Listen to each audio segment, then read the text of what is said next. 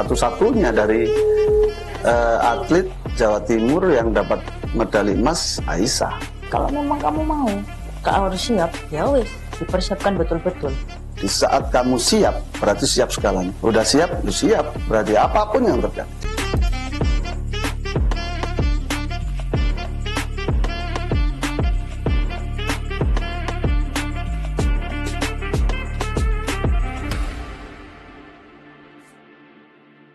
Halo teman-teman, welcome back to podcast Let's Talk. Pada episode kali ini kita akan berbincang bersama dengan salah satu keluarga Universitas Brawijaya yang telah membawa pulang medali dalam ajang PON 2024 dari cabang lomba Kempo. Dan telah hadir narasumber kita kali ini, atlet beserta pelatihnya. Kita akan mendengarkan bagaimana sih ceritanya sampai bisa membawa pulang medali tersebut. Telah hadir di studio kita yaitu Mbak Ai dan juga Pak Joko. Halo, bagaimana kabarnya hari ini? Alhamdulillah sehat. Ya, kita kenalan terlebih dahulu. Monggo, mungkin Pak Joko. Siapa sih sosok Pak Joko ini? Makasih. Nama saya Joko. Biasa dipanggil Simpecek biasanya di Kempo. Simpecek. Akrabnya begitu. Jadi kebetulan saya pelatihnya Aisyah sampai dengan detik di PON. Alhamdulillah, mulai PK PON sampai PON. Luar biasa. Jadi panggilan akrabnya Simpe Jack. Wah, mantap. Jadi kalau di Kempo itu ada panggilan khusus seperti itu. Silakan Mbak Ai. Ya, nama saya Aisyah Amini. Saya atlet dari Kota Pasuruan yang turun di PON Aceh Sumut 2024. Wih, luar biasa. Dan pemirsa sudah bisa melihat nih ya medali yang menggantung di leher Mbak Ai gitu ya. Ini berarti juara berapa Mbak saat itu? Juara 2. Dapat medali perak. Wih, luar biasa. Nah, kelihatan ini kan happy gitu ya sudah dapat medali. Tapi kita ingin mendengarkan bagaimana sih prosesnya. Pasti prosesnya jauh lebih berkelok-kelok gitu ya ceritanya, mulai dari seleksi dan sebagainya. Mungkin bisa diceritakan nih dari Pak Joko, gimana sih Pak cerita awalnya proses seleksi sampai akhirnya terpilihlah Mbak Ai untuk mewakili ke PON tersebut. Seleksinya cukup. Memang di Kempo kan lagi di kelasnya lagi banyak. Kebetulan di Aisyah ini sebelumnya sudah ada di kelas bawah. Dan sampai akhirnya di persiapan PON, BK PON itu dia harus main di kelas 65 plus, kelas agak berat. Naik gitu ya. Naik karena di kelas-kelas yang lain sudah terisi.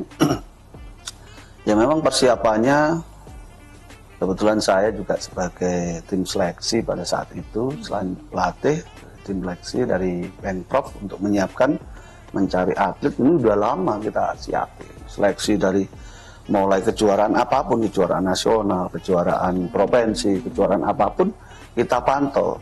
Memang ya bukan karena saya pelatihnya, tapi memang track recordnya Aisyah ini istimewa gitu. Dari kejuaraan-kejuaraan yang dia ikuti mulai 2013 sampai detik ini hampir tidak pernah kalah gitu. Dan di yang istimewanya lagi yang komitmen konsisten untuk sebagai atlet itu dia berjalan sesuai rule-nya. Ya memang segala sesuatu ada naik turunnya, kadang moodnya naik, kadang ini biasa. Cuman kami lihat perkembangan dan memang dari perjalanan untuk sampai ke detik ini, dari tahun ke tahun dia mau, memang dulu yang PON-PON lalu mau naik gagal lagi, ada beberapa naik gagal. Sampai pada akhirnya di PON kemarin ini di BK PON, jadi praponnya dia benar-benar bisa lolos. Dan di prapon itu dia dapat emas, satu-satunya dari atlet Jawa Timur yang dapat medali emas, Aisyah. Yang lainnya ada 5 perunggu. Yang Aisyah ini benar-benar emas. Dan ini ya memang juga dari Perkemi Kota Pasuruan, memang dari kota kabupaten lain ya, seleksi sampai terjadi seperti itu. Ini dari Pasuruan dia, memang ya komitmen berlatih itu sangat penting. Alhamdulillah sampai hanya berangkat ke PON di level di kejuaraan-kejuaraan dia di nomor-nomornya itu, di babaknya dia tidak pernah kalah, kalahnya pas di final. Gitu. Ya memang sudah garisnya sudah, tapi alhamdulillah dia sudah mewakili Jawa Timur dan membawa pulang emas untuk Sorinji Kempo. Wih, luar biasa. Baik. Tadi kalau dengar ceritanya dari 2013, berarti udah lama banget ya kalau kita tarik mundur itu. Itu apa sih alasan jatuh cinta dengan dunia Kempo gitu ya, sampai akhirnya diseriusin jadi atlet sampai sejauh ini, sekarang 2024 lama sekali. Memang basicnya saya itu dari kecil suka berantem. Wah, sebentar ini agak serem pemirsa. Jadi Oke, memang terus? kembali bercerita, sebelum saya ikut Kempo, Sorinji Kempo ini, memang saya ada keluarga bela diri. Keluarga bela diri, adik saya juara 2 Asia judo. Terus kebetulan si bapak karate yang memang tidak diteruskan. Nah dari situlah saya sama orang tua saya mau dimasukin ke cabang-cabang olahraga tenis, terus badminton, renang, kok kayaknya nggak cocok. Oh, jadi udah nyoba semua. Iya, kayaknya nggak cocok. Terus pada akhirnya kenalah saya Sorinji Kempo itu. Oke. Nah pertama kali masuk, yang satu yang aku ingat pertanyaan, aku ikut Kempo apa bisa langsung berantem? Tetap yang mindsetnya berantem ya. Mindsetnya Sebagai coach pasti berantem. bingung loh. Mindsetnya Mindsetnya berantem. berantem ini. Nah setelah itu terus dari pelatih kita coba terus main latihan 2013 pertandingan di mana sih? Jogja. Itu Jogja pertama nasional. Langsung nasional pertama. Yang dimana satu kelas itu bisa terisi 5-20 orang. Ya udah, akhirnya kita main fight, ya alhamdulillah dapat medali emas untuk Kota Pertama Pasuruan. masuk emas. Oke. Kalau 2009-nya baru masuk ke Kemponya itu, saya hanya latihan 3 bulan, turun ke provinsi, turun ke kejuaraan provinsi, ya alhamdulillah medali emas. Kalau di total sendiri saya mengikuti pertandingan kurang lebih 22-an pertandingan. Itu kurang lebih 18 itu medali emas, 2 perak, 2 perunggu. Kurang lebih ya, kalau yang seingat saya. Berarti semua juara gitu ya. Gak mungkin pulang gak bawa medali kayaknya ya. Terus coachnya itu sampai notice banget nih ya, track recordnya luar biasa dari baik, jadi suatu kebanggaan untuk bisa dikirim-kirim terus ya. Alhamdulillah. Dari situ akhirnya semangatnya terus membara ya berarti ya. Oke, luar biasa. Nah tadi beberapa kali disebutkan namanya adalah Sorinji Kempo. Nah, coach mungkin bantu dijelaskan nih buat pemirsa yang belum begitu familiar, ini tuh sebenarnya cabang lomba olahraga seperti apa sih? Sorinji Kempo ini sebetulnya sudah lama berdiri. Memang sejarah ada banyak. Kalau kita lihat di media udah banyak. Tapi yang intinya memang tahun 61 itu dibawa oleh salah satu pendiri Sorinji Kempo, bahkan tempatnya di Malang. Ngakamnya di Malang. Oh iya. Iya, pendiri Sorinji Kempo ada di Malang salah satu. Sensei Udin Sahras, ada Sensei Indra Kartasasmita, dan Ginanjar Kartasasmita. Itu yang langsung bawa dari Jepang dan mendapat mandat dari pendiri Sorinji Kempo dunia, yaitu Sensei Sudoshin. Itu dikembangkanlah sampai seperti itu. Sorinji Kempo sendiri itu kalau orang melihat hampir menyerupai Shaolin Kung Fu. Jadi kayak Kung Fu itu, Kung Fu Shaolin, tapi sudah di upgrade. Saya tahu Kung Fu Pandap. Iya. Itu maksud. Jadi sudah di-upgrade, makanya Sorinji Kempo itu yang dikedepankan bukan hanya berkelahi. Sorinji Kempo itu yang slogan yang selalu diucapkan bahwa pembentukan karakter building. Satu, bela diri itu hanya sebagai olahraga. Jadi pembentukan karakter building, sehebat apapun kamu, kalau attitude karaktermu tidak baik, selesai. Itu jadi Sorinji Kempo itu tegas sekali. Jadi kenapa Sorinji Kempo bisa berkembang walaupun dengan kondisi yang sangat-sangat sulit, karena ya itu tadi yang kita kedepankan ada, dan selalu moto yang kita sampaikan juga, taklukkan dirimu sebelum menaklukkan orang lain. Dalam Iya. banget. Dan kekuatan tanpa kasih sayang itu kezaliman. Kasih sayang tanpa kekuatan itu kelemahan. Itu yang selalu didoktrinkan. Makanya sebelum jadi atlet itu yang didoktrinkan. Kamu harus mengalahkan dirimu sendiri sebelum kamu mengalahkan orang. Di arena kamu mengalahkan orang lain bukan untuk membunuh, tapi untuk menyadarkan, untuk mencari Keren. siapa yang terbaik, tetapi bukan untuk menyakiti orang lain. Hanya seperti itu, prestasi. Dalam banget loh. Iya, makanya kan jarang orang yang memahami Shorinji Kempo. Tetapi kalau dipahami benar, sebetulnya Shorinji Kempo sangat besar. I see. Makanya bagaimana Shorinji Kempo, apa Shorinji Kempo, orang dengar Shorinji Kempo ya Shorinji Kempo, tidak ada yang lain. Kalau ada Kempo-Kempo yang lain bukan Shorinji Kempo.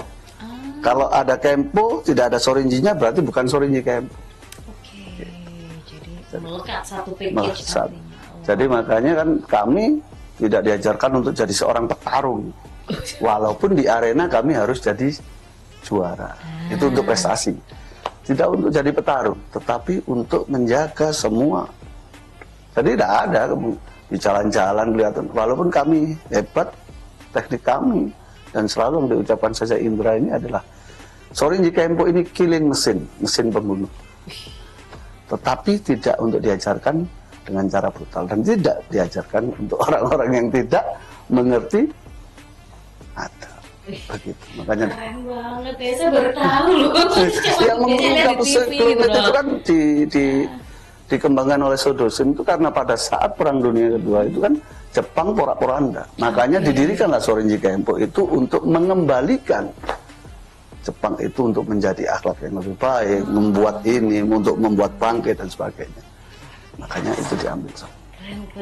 Itu sedikit. Siapa tahu nih pemirsa ada yang akhirnya tertarik untuk belajar gitu ya, bela diri yang punya nilai plus ini salah satunya di Kempo. Ya. Oke, nah sekarang saya penasaran nih tentang cerita persiapan Mbak Ai gitu ya menuju ke PON itu berapa lama sih Mbak latihannya, terus bagaimana proses berlatihnya juga sampai ada mungkin persiapan makanannya diatur sama coach, bagaimana Mas ceritain ya Mbak? Ya, kebetulan persiapan PON itu kan saya 1 tahun. Hah? Lama banget Mas? 1 tahun. Dari Januari yang dimana saya harus ikutin proses dari KONI yang diminta KONI untuk ikut tes fisik setiap sebulan, 1 bulan, 2 bulan, 3 bulan untuk seberapa jauh sih perform, apa yang kurang, apa yang harus ditambah, apa yang memang harus ditambah support gizi dan lain-lain. Nah, kebetulan memang saya walaupun saya main di 65 memang batasnya 70 sama pelatih saya diminta harus di bawah kelas 64. Untuk apa? Nantinya ketika perjalanan di Aceh yang lain mungkin bisa puasa, aku masih bisa makan. Untuk mengumpulkan tenaga, kesiapan fisik dan mental, ototnya. Kalau kita pada saat perjalanan terus puasa kan mental, waduh belum mikir timbangan, berat badan masih over kan gitu. Akhirnya konsentrasinya cepat. Sampai sejauh itu ya dipersiapkan. Kemudian persiapan fisik lainnya gitu, ada mungkin harus nge-gym, lari, apa segala macam gitu ada Mbak? Ya memang kalau semua cabang olahraga termasuk bela diri itu kompleks Mbak. Menggunakan otot, semua otot, dan wajib untuk latihan beban. Jadi banyak orang berkata nggak usah latihan beban, itu akan membuat lambat, membuat ini itu. Enggak, itu bohong. Harus latihan beban Mbak. Kenapa? Dengan saya kelas 65 sampai 70 termasuk saya paling kecil Mbak di kelas itu. Yang lain tuh tingginya 172, 170 dan sedangkan aku 162. Ya otomatis kan aku ngeliat lawan kan pasti dangak-dangak semua ya kan. Nah, kalau ditendangin kalau aku nggak latihan beban Mbak, wah mencolot akhirnya.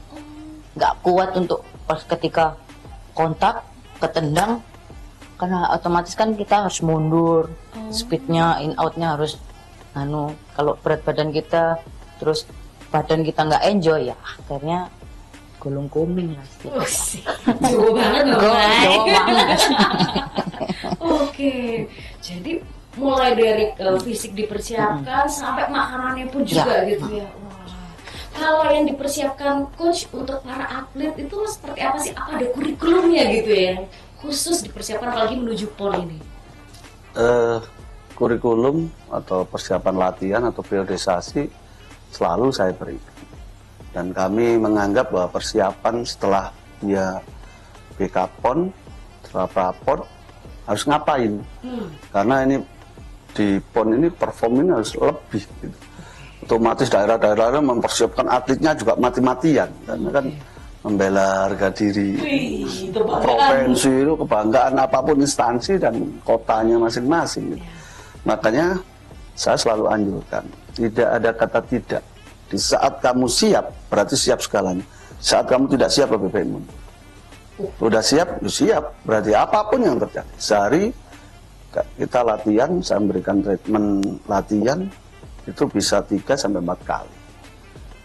Tidak ada kita, setelah subuh, jam 5 kamu harus ngapain latihan fisik. Kadang jogging, kadang skipping. Jam 10 dia harus up lagi, harus latihan beban. Jam 2 dia harus up, jam 4 dia harus up lagi. Ya kalau mau protes ya ini tidak ada protes. Kami adalah orang-orang yang mendukung dan menyiapkan atlet.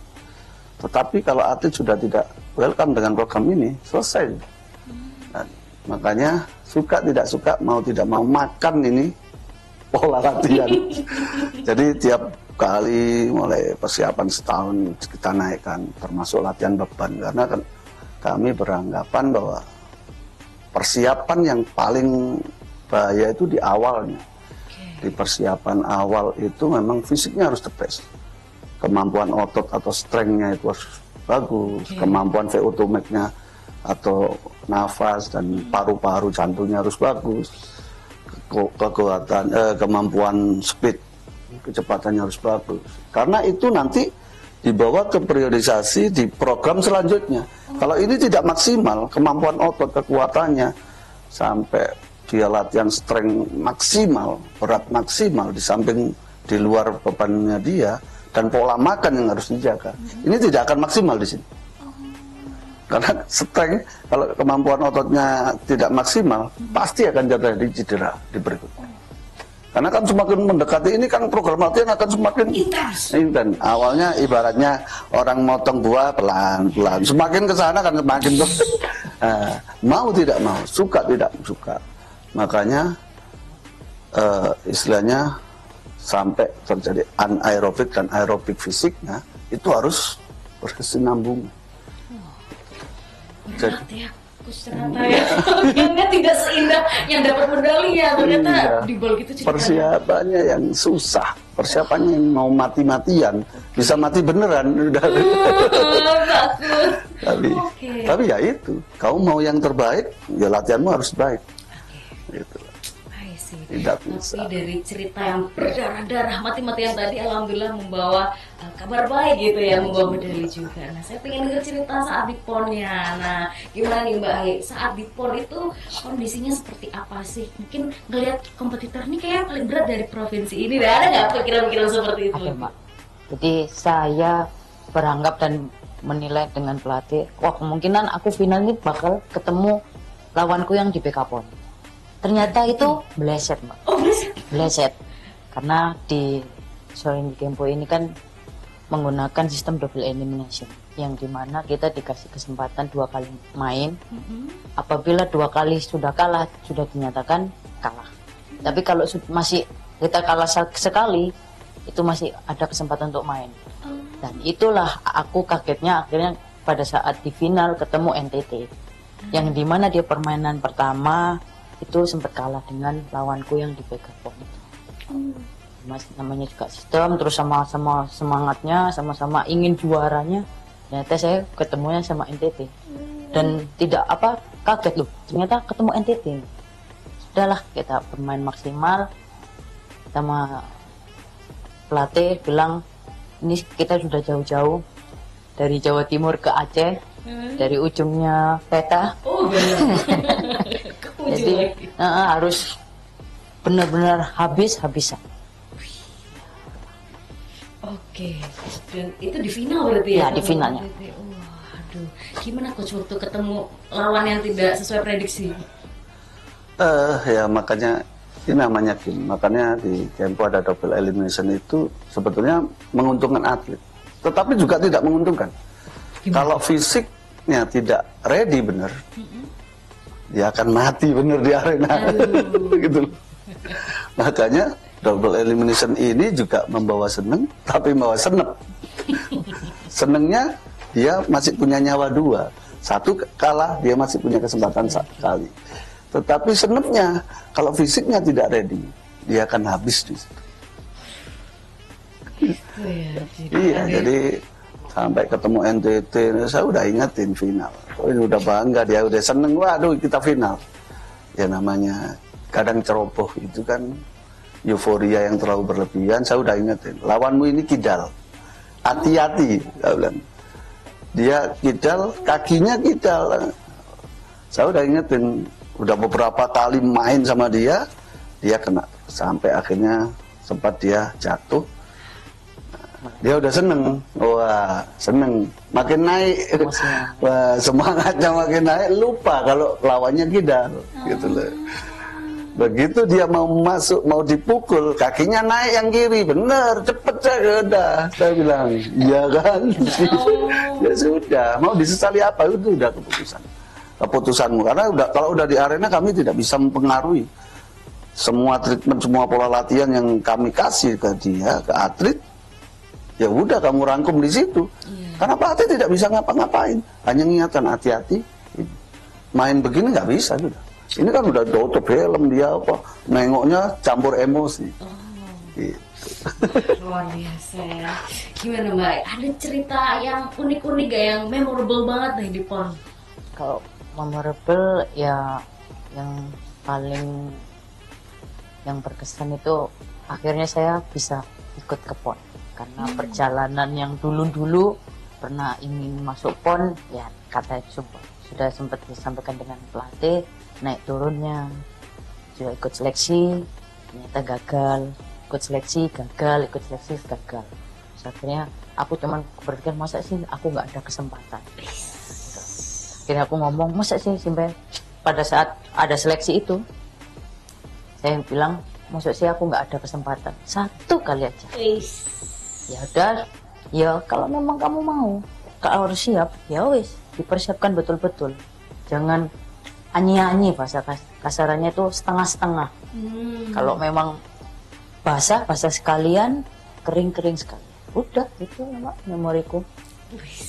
Dan alhamdulillah momen pertama ke PON pernah bawa medali juga. Oh, luar biasa. Ada planning ikut lagi nggak nih Mbak? Di PON atau mungkin pertandingan lain? Karena mengingat usia saya yang mulai banyak, Mbak. Saya nggak akan nanya loh Mbak. Rahasia kita bersama. Mulai banyak, ya aku mungkin manut apa kata pelatih saya. Kalau memang masih ada kesempatan, ya sudah, ayo. Kalau enggak, ya saya mengambil untuk menjadi asisten pelatih atau apa gitu. Gimana Coach? Langsung dijawab Coach. Sebagai pelatihnya Mbak Ai ini, kalau melihat potensinya, apakah ada kesempatan untuk lomba-lomba lagi mungkin? Beberapa kali setelah PON saya bilang, kamu juara di sana. Setelah pulang dari PON kamu bukan siapa-siapa. Kalau kamu ingin naik lagi sebagai juara yang berikutnya, kamu harus persiapin seperti awal. Mau tidak mau, suka tidak suka. Karena nama besar kamu di PON selesai sudah saat turun dari podium, ya sudah, itu hasil. Untuk juara berikutnya kamu harus berlatih. Tidak ada kamu habis naik podium di PON terus turun kejuaraan tanpa berlatih mau juara. Possible. Makanya ya persiapin kalau masih mau. Dan kita lihat regulasi keatletan Jawa Timur, terutama di Sorinji Kempo ini, di kelas-kelas putri ini kan sangat kurang. Dan saya hanya berharap kalau masih mau, siapin. Karena ada kejuaraan-kejuaraan berikutnya, ada regulasi yang harus dilewati di Sorinji Kempo. bahwa ada kejurprov, ada kejuaraan nasional, ada popov dan sebagainya. Itu harus dilewati. Kalau kamu sudah vakum di situ, jangan harap bisa masuk di tim Puslada untuk PON Sorinji Kempo. Makanya lewati, yuk latihan lagi. Tidak ada yang istimewa buat mantan juara. Yang ada hanya persiapkan dan bersiap. Dalam banget loh yang dikatakan coach ini. Jadi mengingatkan semua teman-teman atlet juga ya. Ternyata ya roda gitu akan terus berputar. Oke, baik. Kasih dong semangat buat teman-teman yang mungkin ada atlet juga yang lagi nonton gitu ya. Kira-kira harus seperti apa sih? Semangatnya cuma satu, harus ikutin apa kata pelatih. Karena seorang pelatih tidak akan membuat cedera atletnya ataupun melukai atlet. Mantap. Terakhir coach, pesan buat teman-teman atlet juga. Pesan saya buat atlet semuanya, baik yang pernah juara ataupun yang belum juara, kesempatan itu diberikan sama. Tergantung niat kita, kemauan kita untuk mencapainya dan menggapainya. Tidak ada yang istimewa. Saya bilang tadi, juara kemarin itu selesai. Ciptakan juara baru dengan treatment dan pola latihan-latihan yang harus semua atlet pasti berlatih untuk mencapai hal itu. Kalau kalian tidak berlatih, tidak akan juara. Apalagi tidak mengikuti petunjuk atau instruksi pelatih. Sejelek-jeleknya pelatih itu tidak akan menjerumuskan atletnya dan tidak akan mencelakai atletnya. Tapi kembali lagi, atlet itu mau atau tidak. Terkadang atlet itu egonya tinggi dan macam-macam, pernah juara, aku pernah juara. Yang itu yang akan membunuh kemajuan dia, prestasi dia. Makanya ikuti, kami akan membantu dan mudah-mudahan yang lain, atlet-atlet yang lain juga bersiap. Yang udah vakum lama kepingin aktif lagi, ayo saya akan bantu. Insya Allah. Luar biasa. Terima kasih banyak Pak Joko, Mbak Ai sudah sharing kesempatan kali ini. Semoga sehat selalu. Nanti kalau ada kejuaraan-kejuaraan lagi, Coach Joko nih selalu siap melatih, begitu pula Mbak Ai ya. Siapa tahu kita ketemu lagi dari berikutnya, di kejuaraan berikutnya. Dan teman-teman semoga terinspirasi dari obrolan kita hari ini. Apa yang dikatakan oleh Mbak Ai dan Pak Joko itu semoga membuat teman-teman mengambil action gitu ya, nggak cuman ya angan-angan doang, karena semua bisa dicapai kalau teman-teman melakukan sesuatu kayak gitu ya teman-teman. Dan terima kasih sudah menonton di episode kali ini. Kita masih akan ngobrol-ngobrol lagi di episode berikutnya dan sampai jumpa. Bye bye.